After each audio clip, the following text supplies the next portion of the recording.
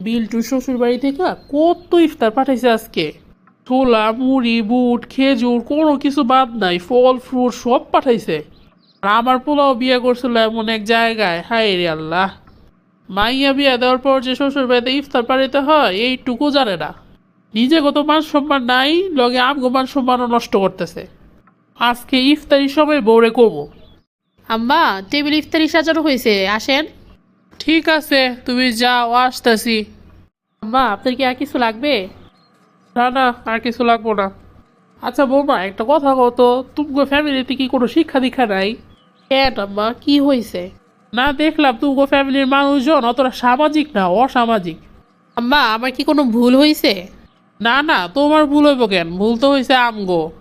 আম্মা, আমি আসলে বুঝতে পারতেছি না আপনি কোন বিষয়টা নিয়ে রাগ করছেন। সেইটা বুঝবা কেমনে? সেটা বুঝার মতো মন কি তুমগো আছে? আম্মা, আপনি বিষয়টা আমারে খুইলা বলেন, আমি আসলে বুঝতে পারতেছি না। তোমার আব্বা যে তোমার বিয়া দিল, এরা যে তোমার প্রথম ঈদ শ্বশুর বাড়িতে, তোমার আব্বা আব্বা কোনো ইফতারি নিয়ে আইসে আমগো বাড়িতে এই পর্যন্ত? মাইয়াকে খালি বিয়া দেওয়ার পরে দায়িত্ব শেষ নাকি? শ্বশুর বাড়িতে যে ইফতারি নিয়ে আসা লাগে এটারও কোনো শিক্ষা দীক্ষা নাই তোমার মা বাবার। মানুষ এতটা অসামাজিক হয় কেমনে? এমন মানুষ আমি জীবনেও দেখি নাই। আপনি তো জানেনই আমার আব্বার তেমন ইনকাম নাই, ব্যবসা বাণিজ্য খুব খারাপ যাইতেছে। তোমার সেই তো আমার বিয়েটা হইলো, অনেক টাকা খরচ হয়ে গেছে, এখন তাদের হাতে তেমন টাকা পয়সাও নাই। এখন আমি তাদেরকে ইফতারের কথা বললা কেমনে লজ্জা দিই আম্মা? ও, ইফতারের কথা বলে তোমার আব্বা আমার লজ্জা লাগবো? আর আমার বাসায় যে ইফতার না আনলে আমি যে সমাজে মুখ দেখাইতে পারবো না, ওইটার কি হইব? আম্মা, মানুষের কথা চিন্তা না কইরা একটু আমাদের কথাটা চিন্তা করেন।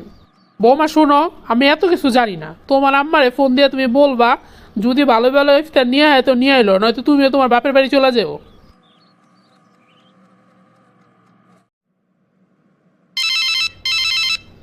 আসসালামু আলাইকুম মা। এখনই তোমারে ফোন দিতাম মা, আর তুমি ফোনটা দিলা। কেমন আছো মা? মা, কেমন আছিস তুই? ভালো নাই মা। কেন মা, কি হয়েছে? মা, আমার শ্বশুর বাড়িতে নিয়ম আছে, বিয়ের পরে মাইয়ার বাপ মারা ইফতার নিয়ে আয় শ্বশুর বাড়িতে। তোমরা কবে নিয়ে বাবা? আমার শাশুড়ি আমার উঠতে বুইতে খোঁড়া দিতেছে মা, আমার এগুলোর ভাল লাগতেছে না। মা, তুই তো জানুসই তোর কয়দিন আগে বিয়ে দিলাম, কতগুলো টাকা ঋণ তোর আব্বা। এখন আবার শ্বশুর বাড়িতে ইফতার তোর কম কম জিনিস নেওয়া যাবো না, অনেক কিছুই নিতে হইব। কতগুলো টাকা ধাক্কা মা, বুঝোসই তো। আচ্ছা মা, তুই কোনো টেনশন করিস না, আমি তো বাপের লগে কথা কয়ে দেখি কেমনি কি করা যায়। তুই কাম দিস না মা, আমরা দেখতাছি। হ মা, তুমি আব্বার লগে কথা কও, আব্বার লগে কথা কও, তোমরা এই সপ্তাহে আসো। আর মা শোনো, মুড়ির থেকে শুরু কইরা ছোলা সব কিছু নিয়েই তো হইব বেশি বেশি কইরা, নয়তো কিন্তু আম্মা এখন সামনে আমার মান সম্মান থাকবো না। আচ্ছা মা, আমি তাহলে রাখি এখন। তুমি ভাবিরে কি বলছো? ভাবিরে দেখলাম ঘরে বসে কান্নাকাটি করতেছে। আবার হ্যাঁ মায়ের ফোনের কি আরো বলতেছে কান্দা কান্দা। ও, তাহলে ফোন দিয়েছে, ভালোই হয়েছে। কিসের জন্য মা, কি হয়েছে বলো দেখি? আরে তোর বলিস না, তোর ভাবির মা বাপ এত খারাপ যে মাইয়া বিয়ে দিছে, বিয়ের পরে যে ইফতারি ফিফতারি দেওয়া লাগে শ্বশুর বাড়িতে নতুন নতুন, এটাও জানে না। এইটুকু শিক্ষা দীক্ষা তাদের মধ্যে নাই। বউরে বলছি ওর মা বাবা যদি ইফতার নিয়ে না আসে তাহলে যাতে বাপের বাড়ি চলে যায়। কি বলো মা, তুমি এই কাজটা কেমনে করতে পারলা? তোমার কি ভাবির সাথে এই ব্যবহারটা করা ঠিক হয়েছে মা? আজকে যদি ভাবি জায়গায় আমি থাকতাম তাহলে দেখো তো কেমন হইতো। আমিও তাহলে তোমারে ফোন দিয়ে চাপ দিতাম ইফতারি নেওয়ার জন্য আমার শ্বশুর বাড়িতে। তুমি এই কাজটা একদমই ঠিক করো নাই মা। আসলেই তো, তুই তো ঠিকই কইছস, আমি দেখভাবে ভাইবা দেখি নাই। আমি একটা অনেক বড় ভুল করে ফেলছি। আমি এক্ষুনি বৌমার কাছে যাই, বৌমার মার কাছে ফোন দিয়ে না করতেছি ইফতারি লিগা।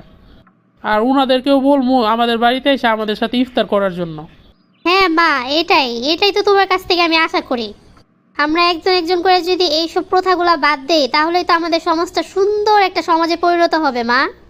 প্রিয় বন্ধুরা, আপনারা লাইক কমেন্ট ও শেয়ার করে আমাদের পাশে থাকুন। আপনাদের একটি লাইক ও কমেন্ট আমাদের নতুন ভিডিও বানাতে অনেক উৎসাহ যোগায়।